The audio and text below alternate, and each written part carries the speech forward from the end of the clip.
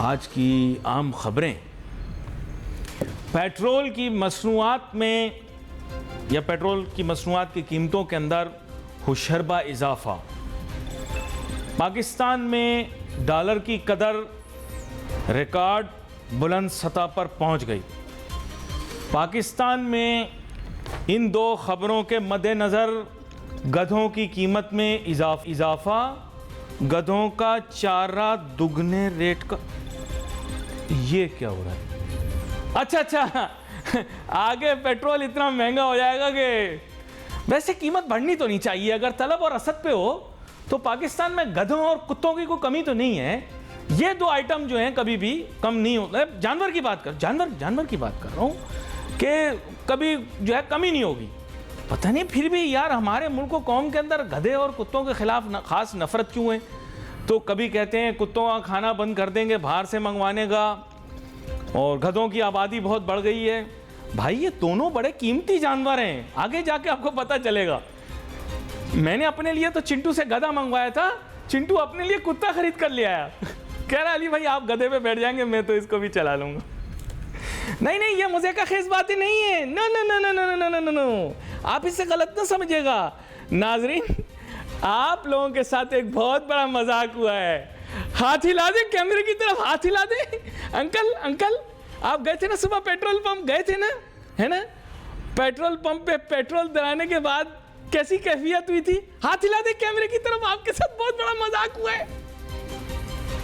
آپ لوگوں کو کبھی بھی دو چیزیں نہیں آئیں گی، ایک شرم اور سوری، ایک غین عین رے تے۔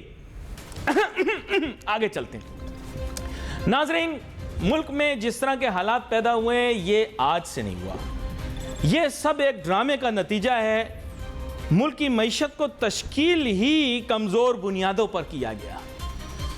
اس کی وجہ یہ تھی کہ عطا پتہ ہمارے لوگوں کو کچھ بھی نہیں ہے۔ معیشت کا میم نہیں پتا، ڈاکٹری کا ڈال نہیں پتا، ہے نا؟ فلسفے کا فے نہیں پتا، اور چلے ہیں دنیا کی نعوذ باللہ عظیم ترین قوم بننے۔ نعوذ باللہ عظیم ترین صرف میرے رب کی ذات، لفظ بھی صرف میرے رب کے لیے استعمال ہو۔ بات یہ ہے کہ اس میں ہو گئے خوار، ہر قسم کا فارمولہ اپنا لیا۔ یہ بالکل ایسے ہے جیسے اپنی بیٹی کے لیے ہر طرح کا لڑکا تلاش کر کے اس کے ساتھ کبھی کلا پھر نکاح، پھر کلا پھر نکاح، پھر کلا پھر نکاح کروا کے بھی دیکھ لیا۔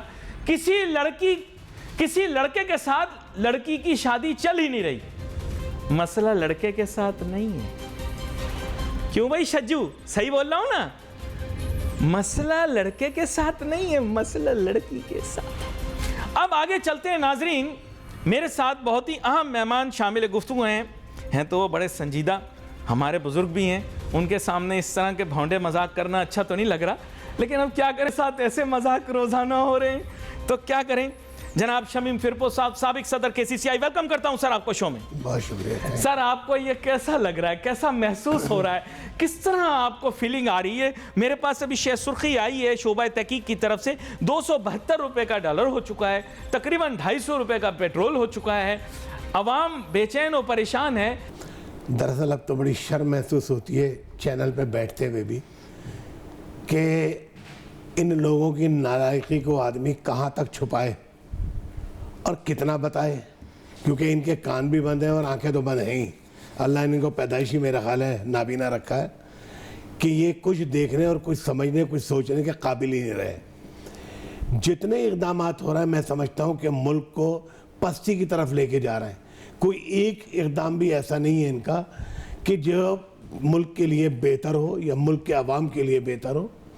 لیکن بڑے افسوس کے ساتھ کہنا پڑتا ہے کہ ان کے اپنی صفوں میں بہت سارے دشمن ہیں ان کے، جو کہتے کچھ ہیں اور کرتے کچھ ہیں، اور وہ حکومت کو روز بروز ڈے بائی ڈے غیر یعنی سنجیدہ اور غیر معقول یعنی ثابت کر رہے ہیں۔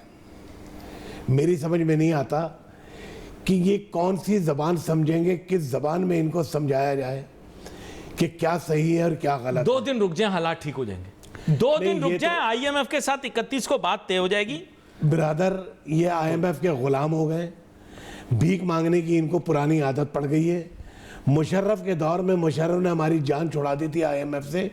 2004 سے لے کے 2008 تک کا دور بڑا شاندار دور تھا, لیکن اس کے بعد وہ زرداری صاحب آئے اور انہوں نے وہی بھیک کا کشکول ہاتھ میں لیا اور کھڑے ہو گئے. اور اس کے بعد نواز شریف صاحب نے تو یعنی کیا کہتے ہیں انتہا کر دی.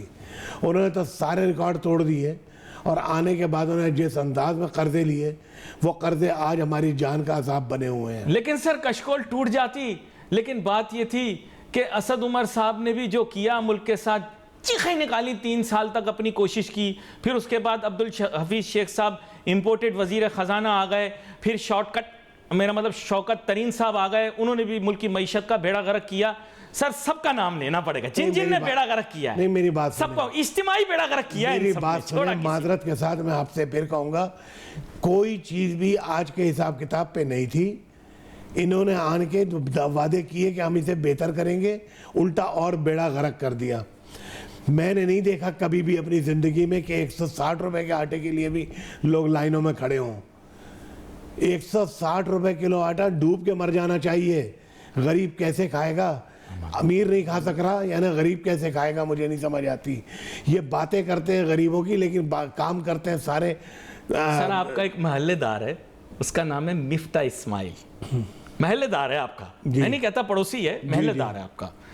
اس نے بھی تو آ کر بیڑا غرق ہی کیا ہے نا سر. نہیں, ایک سیکنڈ, اس نے بھی آ کے بیڑا غرق کیا. نہیں ایک منٹ نا, میں آپ بیچارے اسحاق ڈار کو کیوں برا کہہ رہے ہیں سر؟ یار مجھے میرا خیال ہے کہ آپ کی رشتہ داری لگتی ہے اسحاق ڈار سے. نہیں, میں بتا رہا ہوں آپ کو, جس طرح آپ ڈیفینڈ کر رہے ہیں. اسحاق ڈار صاحب نے تو آن کر کہا تھا کہ میں 200 کے اندر $1 کو لے کر آؤں گا, لیکن وہ جہاں لے گئے ہیں انہیں شرم سے ڈوب مر جانا چاہیے. میں آپ کو بتا رہا ہوں, یعنی انہیں پاکستان جس حساب میں آئے, جس حساب سے انہوں نے اپنے مقدمات ختم کیے, جس طرح سے وہ ڈھٹائی میں آن کے بیٹھے. سر اس کو 4 مہینے ملے بیچارے وزیر خزانہ. ارے 4 دن ہو یا 4 مہینے ہو, آپ نے جو وعدے کیے اس کے بالکل برعکس ہوا ہے کام. آپ ہی کا وزیر خزانہ تھا مفتاح اسماعیل, جو یہ کہہ رہا تھا, جب آپ کہہ رہے تھے 200 کے اندر لے کر آؤں گا, تو اس نے کہا تھا 244 کا میں خریدار ہوں, جتنا $1 ہے آپ مجھے دے دیں 244 روپے میں. اس وقت انہوں نے کہا وہ بکواس کرتا ہے, اس کو عقل نہیں ہے بالکل ہی. کیا ہوا؟ وہ صحیح تھا. وہ بھی ڈرامے باز ہے نا سر. جب وہ وزیر خزانہ تھا تو کسی سے بات کرنے کو تیار نہیں تھا, اب بچوں کی سالگرہوں پر جا کر ویرائٹی پروگرام بھی کر رہا ہے. نہیں سر مفتاح اسماعیل غلط بندہ ہے نا, غلط بندہ ہے سر. یہ پہلے جو ہے بات کرتا نہیں تھا, پہلے کسی کو کچھ نہیں سمجھتا تھا. اب جب وزارت سے ہٹ گیا تو بچوں کی سالگرہوں پہ جا کے ویرائٹی پروگرام کر رہا ہے, کہہ رہا ہے یہ سب کچھ غلط ہو رہا ہے. سر میری بات سنیں, یہ تو ہر دور میں ہوا ہے کہ جب سیٹ ہوتی ہے تو اس کے یعنی دماغ میں سمجھ لیں کہ آسمان پہ پہنچ جاتے ہیں اور اس کی گردن میں سریا آ جاتا ہے. یہ آج والوں کے دماغ میں نہیں ہے کیا؟ میں آپ کو بتا دوں, ابھی کراچی چیمبر میں قیصر شیخ اپنی پوری ٹیم کو لے کر آئے تھے, فائنینس کمیٹی کے چیئرمین ہیں, پوری ٹیم کو لے کر آئے تھے وہ وہاں پر, اور انہوں نے جو بات کہی اس کے اوپر ہم سب چپ ہو گئے, کیونکہ جب ان سے ہم نے باتیں کی انہوں نے کہا آپ تو ہمیں بات کر رہے ہیں, لیکن ہمارے وزیر خزانہ صاحب کو 4.5 مہینے ہو گئے, ہم نے اب تک ان کی شکل نہیں دیکھی.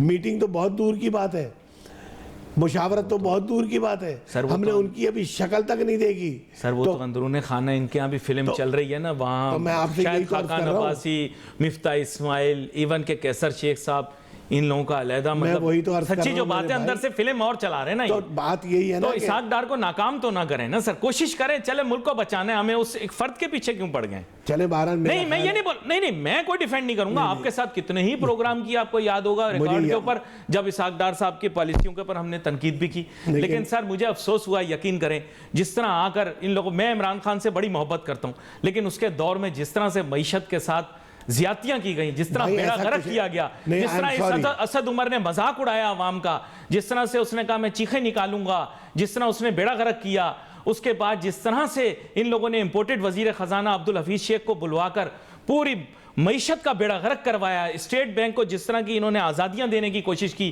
ملک کا بیڑا غرق کیا, تب بھی IMF کے ہی تابع لگے ہوئے تھے. اور شوکت ترین صاحب جو کہ اپنا ادارہ چلانے میں کامیاب نہیں ہیں, ان کو جس طرح سے انہوں نے وزیر خزانہ بنا کر سر دیکھیں, غلط کو غلط کہنا ہے. آپ میرے استاد ہیں, آپ نے مجھے کہا تھا غلط کو غلط بولو, غلط لوگوں کو غلط بولیں آپ, غلط جو غلط تھے. میں آپ سے عرض کر رہا ہوں بھائی, پہلے میری بات کو سمجھنے کی کوشش کریں. میں مانتا ہوں کہ جس نہج میں آج ہے کل نہیں تھا. عمران خان کے دور میں کم از کم اتنی مصیبتیں نہیں تھیں, اس طرح سے لوگ پریشان نہیں تھے, فیکٹریاں بند نہیں ہو رہی تھیں, پورٹ کے اوپر مال پڑے ہوئے تھے تو کوئی یعنی اس کو اسٹیٹ بینک روک نہیں رہا تھا. آپ سوچیں تو صحیح کہ کیا حالات ہیں. آپ اگر بزنس کرتے ہو آپ کو پتا ہو کہ کس قدر مشکلات, کس قدر پریشانیاں ہیں. اس وقت فیکٹریاں بند ہو رہی ہیں, بیکاری بڑھ رہی ہے, اور جب بیکاری بڑھ رہی ہے تو اس کے بعد پھر روڈوں کے اوپر آپ دیکھیں کس طرح لوگ لٹ رہے ہیں. ابھی یعنی میں نے دیکھا کہ بھئی وہ فیکٹری سے ٹرک نکلا اور اس کو لوٹ لیا. تو سوال یہ ہے, اسی طرح سے میں سمجھتا ہوں کہ اللہ ہمارا گناہ معاف کرے, اگر یہ بیکاری اسی طرح بڑھی تو یہ سارے اسٹور لوٹیں گے, جتنے آپ کے سپر اسٹور ہیں سب لوٹیں گے. تو یہ میرا کہنے کا لیکن حالات خراب, بہت خراب ہے. میں وہی آپ سے مان رہا ہوں کہ اس کے بانی یہی ہیں, انہوں نے ان کے خراب کیے ہیں سارے حالات. ورنہ نہ ڈالر یہاں تھا, نہ پیٹرول یہاں تھا. ایک دن میں 60 روپے بڑھنے, 35 روپے بڑھنے کو مذاق ہے. سر دیکھیں پہلی دفعہ 5 روپے بڑھتے تھے تو وہ لوگ باہر آ جاتے تھے. سر دیکھیں پہلی دفعہ بیڑا غرق یہ پی ٹی آئی کے دور میں ہی ہوا, جب ڈالر کی نہیں, آپ غلط کہہ رہے ہیں, روپے کی جس طرح سے دھجیاں اڑائی گئی. نہیں سر دیکھیں ماننے والی بات, سوری میں اس کو نہیں مانتا. دیکھیں سر انٹرم گورنمنٹ کے بعد جب یہ لوگ حکومت میں آئے, جس طرح سے انہوں نے روپے کی بے قدری کی, جس طرح بیڑا غرق کیا اور 162 165 پہ پہنچایا, پھر اس کے بعد 151 پر لا کر ٹکایا, سب سے پہلے بیڑا غرق انہوں نے کیا. میری کسی پارٹی سے وابستگی نہیں, میں ہاتھ جوڑ کے عمران خان صاحب سے درخواست کرتا رہا. پھر عمران خان نے اپنے منہ سے بولا کہ میرے حکومت کے دوران مہنگائی بڑھنے کی وجہ ڈالر کی قدر میں اضافہ ہے. سر جس کی دفاع خود عمران خان نہ کر رہا ہو, آپ اس کا دفاع نہ کریں.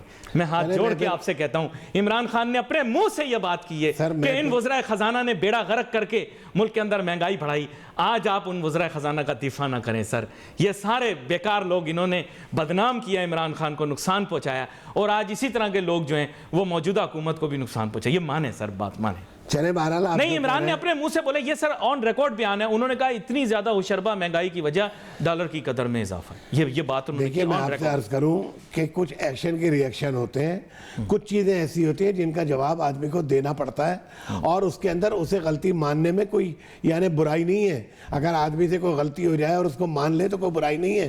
آپ یہاں یہ دیکھیں کہ وہ تو 3 سال کا خالی تجربے کار تھا آپ کے حساب میں, یہ تو 30 سال کے تجربے کار ہیں.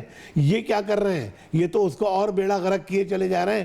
روز آپ کے سامنے ایک ایسا قدم آتا ہے, آپ خود ابتدا میں یعنی جو آپ نے ابتدا کی تھی تو پیٹرول کے آپ نے جس طرح سٹارٹ لیا تھا, میں تو یہ سمجھتا تھا کہ آپ غالباً شاید ان کو پورا پکا قصوروار سمجھ رہے ہیں. نہیں, میں سب کو قصوروار سمجھتا ہوں, لیکن دیکھیں میں پیٹرول کا آپ کو رویدات بتاتا ہوں. دیکھیں ون سائیڈڈ نہ ہو. پیٹرول کا مسئلہ یہ ہے کہ سر آئی ایم ایف نے کل کی میٹنگ کے لیے شرط رکھی ہے, بولا ہے کہ اگر آپ چاہتے ہو کہ آپ پروگرام میں واپس آؤ اور آپ کو نوٹو ملے, اور عرب ممالک نے بھی جو آپ کے ساتھ وعدے کیے ہیں, اور جو ہم نے ویسٹ نے بھی آپ کے ساتھ وعدے کیے ہیں پورے ہوں, اور جو امداد کے وعدے کیے ہیں, تو ہماری بات ماننی پڑے گی. لیکن آپ ہی بتائیں, I don't think that election will be the solution. There needs to be a solution added to it. کیا کہتے ہیں آپ؟ کیا کہیں, عقل ہماری حیران ہے بالکل ہی, کچھ سمجھ میں نہیں آتا کہ کیا کرنے جا رہے ہیں. یہ ایک عام آدمی کی سمجھ میں بہت کچھ آ رہا ہے, لیکن جو اقتدار میں بیٹھے ہیں ان کی کچھ سمجھ میں نہیں آ رہا. مسجد پر جس طرح سے پے در پے اقدامات کر رہے ہیں, اور وہ برائے بہتری کے لیے الٹا ابتری کی طرف جا رہا ہے سارا معاملہ, سب خراب سے خراب. چلیں سیناریو کل بنا دیتا ہوں آپ کے لیے, ایک پیارا سا سیناریو بنا کے تشریح میں آپ کے لیے پیش کرتا ہوں. آئی ایم ایف کے ساتھ معاملات طے ہو جاتے ہیں, ڈالر کون سا 150 روپے کا ہو جائے گا. ڈالر تو ایسے ہی ہوگا نا, 20-25 روپے کم ہو جائے گا میکسیمم, مجھے پتہ نہیں, آپ بتائیے گا مجھے. دوسرا یہ پیٹرول بھی اسی قیمت پر ہی رہے گا, مہنگائی میں ہوشربہ اضافہ ہوگا. یعنی آئی ایم ایف کے ساتھ اگر معاہدہ ہو بھی جاتا ہے تو یکسر چیزیں ایک دن میں تبدیل نہیں ہوں گی, صرف یہ کہ وہ دیوالیہ والا جو لیبل ہے وہ ختم ہو جائے گا. دیکھیں ایک ہی وقت میں آپ 2 باتیں کر رہے ہیں. ایک طرف آپ یہ کہہ رہے ہیں کہ جو بڑا ہے وہ آئی ایم ایف کے کہنے پر بڑا ہے, اور اس کے بعد پھر آپ کہہ رہے ہیں کہ آئی ایم ایف آ جائے گا تو کچھ کم ہو جائے گا. مجھے تو لگتا نہیں, دیوالیہ ہونے سے بچ جائیں گے. دیکھیے دیوالیہ کیا چیز ہے, میں سمجھتا ہوں کہ پاکستان کبھی بھی دیوالیہ نہیں ہو سکتا. اللہ رب العالمین نے جتنی اس میں جتنے اس میں سمجھنے کے موقع دیے ہیں, جتنے اس کے اندر نعمتیں ہیں اللہ رب العالمین کی, کہ بھائی ہمارے پاس, ہم زراعتی ملک ہیں, ہمیں دیوالیہ ہونے کی ضرورت ہی نہیں ہے، اور ہمارے پاس کتنے اثاثے ایسے پڑے ہیں جن کو اگر ہم کیش کرنا چاہیں تو کیش کر سکتے ہیں، لیکن نہیں کرتے۔ معدنیات اتنی ہیں علمان النفیس کہ اس کو اگر کوئی مخلص آدمی آ جائے، جس طرح سے بنگلہ دیش میں گورنمنٹ آئی اور وہ اس کی مخلص تھی، تو ہمارے سے وہ جس طرح جدا ہوئے تھے، آج وہ کہاں سے کہاں پہنچ گئے، کس وجہ سے پہنچ گئے؟ صرف اس لیے کہ وہ سب بنگلہ دیشی تھے۔ ہم یہاں پر مسلمان تو ہیں لیکن پاکستانی نہیں ہیں، پٹھان ہیں، پنجابی ہیں، سندھی ہیں، بلوچی ہیں۔ اس نے یوں کیوں کر دیا، اس نے یوں کیوں کر دیا، کوئی نہیں سوچتا کہ بھئی یہ ہمارے پاکستان کی بہتری کے لیے ہوا ہے تو اس کو کر لیں۔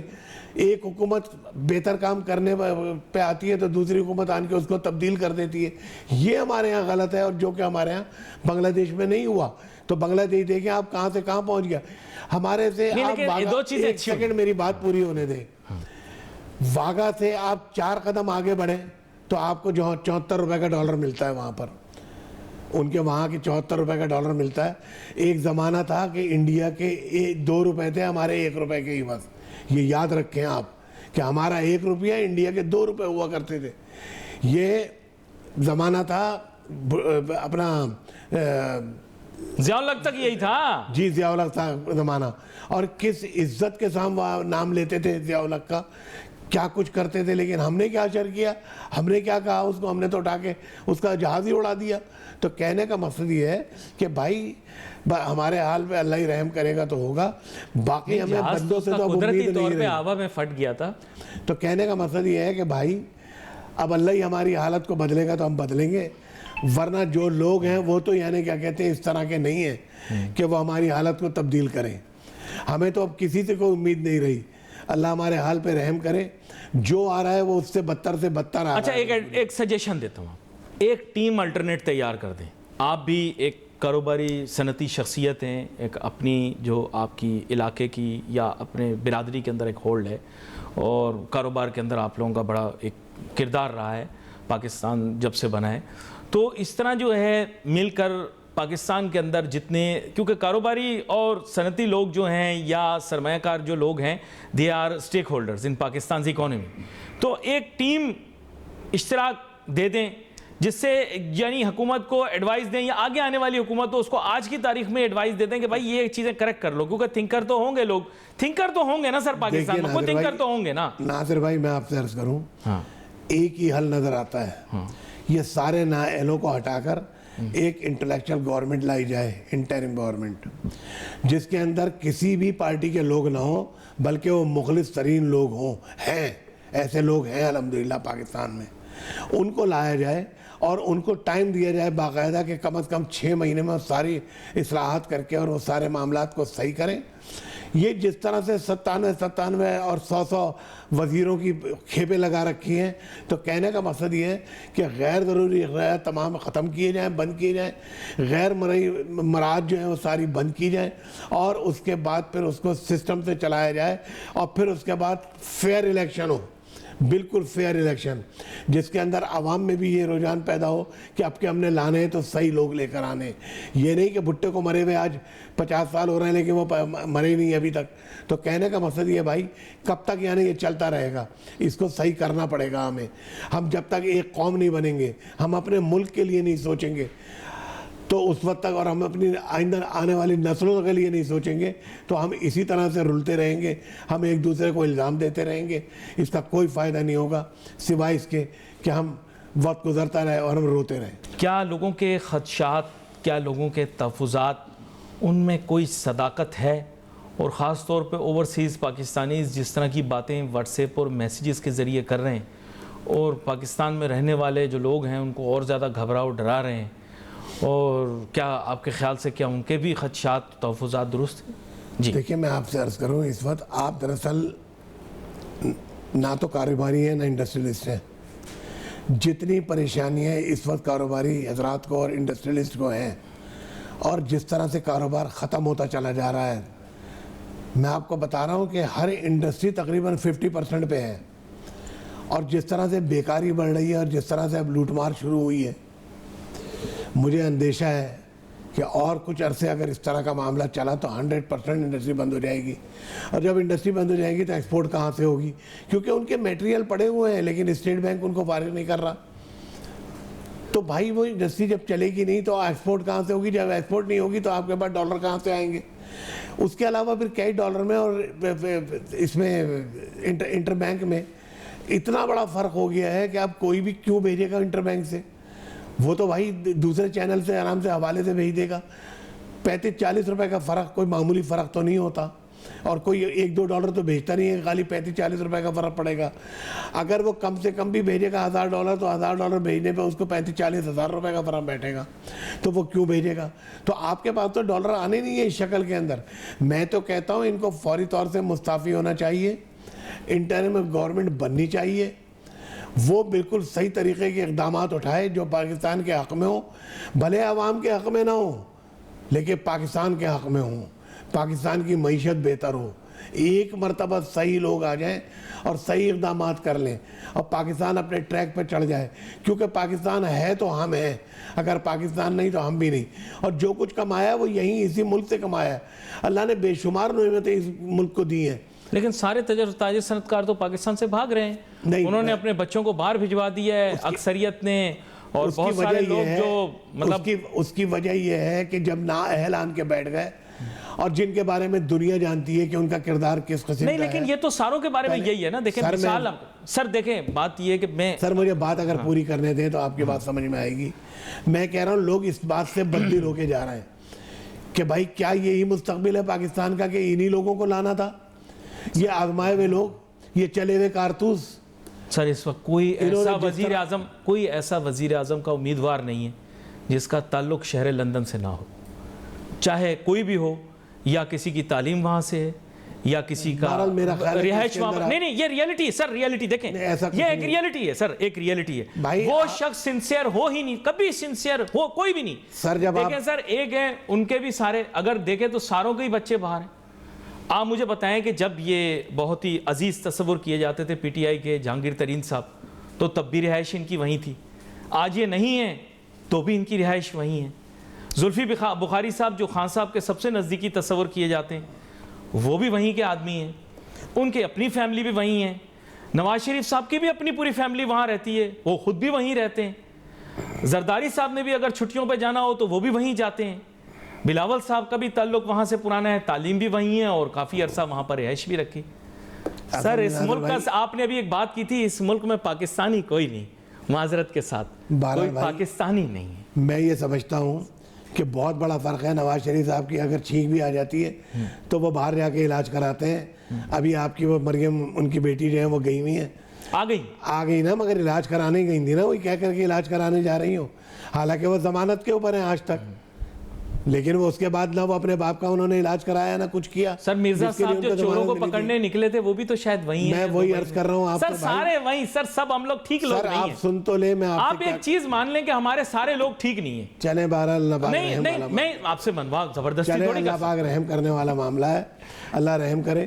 لیکن ایسا نہیں ہے کوئی کم ہے کوئی زیادہ ہے. نیوٹرل لوگوں کو لے کر آئیں. ابھی آپ نے کہا کہ نیوٹرل, بیچ میں نیوٹرل حکومت آنی چاہیے 6 مہینے کی. بالکل کہہ رہا ہوں میں بالکل کہہ رہا ہوں آپ سے کہ ایسے لوگوں کو لے کر آئیں جن کا کسی جماعت سے کوئی تعلق نہ ہو اور وہ پاکستان کے مفاد میں ہوں, پاکستان کی بات کو سمجھتے ہوں, پاکستان میں ترقی دیکھنا چاہتے ہوں, پاکستان کو یعنی ایسے معاملات سے نکالنا چاہتے ہوں. تو وہ تو ایسے لوگ, اور ایک نہیں ہے, بے شمار لوگ ہیں ایسے لوگ. لیکن ان کو لانا پڑے گا, وہ خود نہیں آئیں گے آگے, کیونکہ وہ غرض مند نہیں ہیں, وہ درد مند لوگ ہیں. ان درد مندوں کو آپ کو لے کے آنا پڑے گا آگے, ان سے ریکویسٹ کرنی پڑے گی کہ آپ پاکستان کے لیے کچھ کریں. وہ کرنے کے لیے تیار ہیں, لیکن وہ اپنے اوپر چھاپ نہیں لگوانا چاہتے.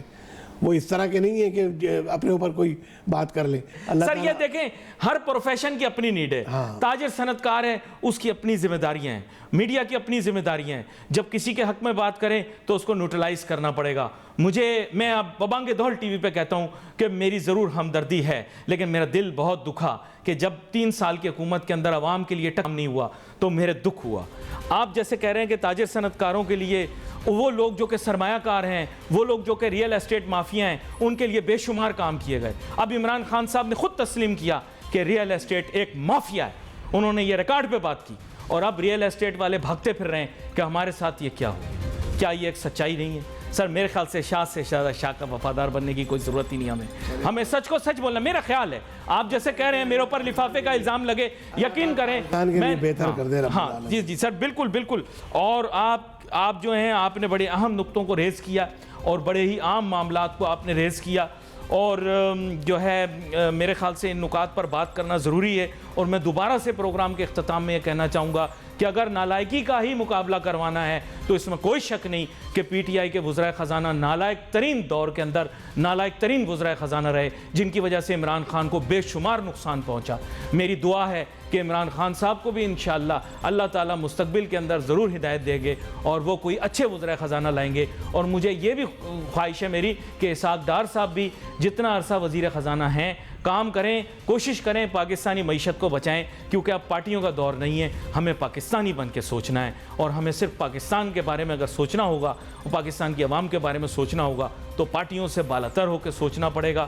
اور میری یہ بھی خواہش ہے, نیک تمنائیں ہیں کہ چاہے یہ ہوں وہ ہوں جو بھی ہوں, پاکستان کے لیے بہتری جو بھی کرنا چاہے وہ کرنے میں کامیاب ہوگی. Wait for messages on Facebook بک. علی ناصر ہماری ٹیم کو جاتی جی, اللہ حافظ.